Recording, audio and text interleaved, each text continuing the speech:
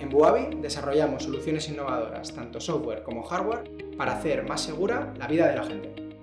Actualmente, nuestra tecnología protege instalaciones en sectores como la defensa, el mundo residencial, las plantas solares o todo tipo de industria. Aragon European Digital Innovation Hub nos ha ayudado por medio de dos vías.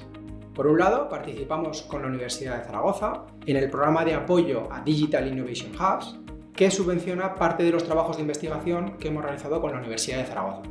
Por otro lado, hemos participado en el programa StarTech 2024 de Innovación Tecnológica. Este programa nos ha ofrecido clases y mentorías que nos ha permitido entender mejor cómo funciona la empresa y mejorar el proceso de venta.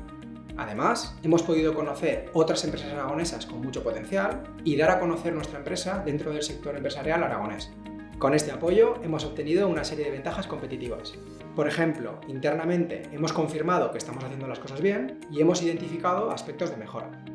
Desde Buavi recomendamos participar activamente en el Aragon European Digital Innovation Hub.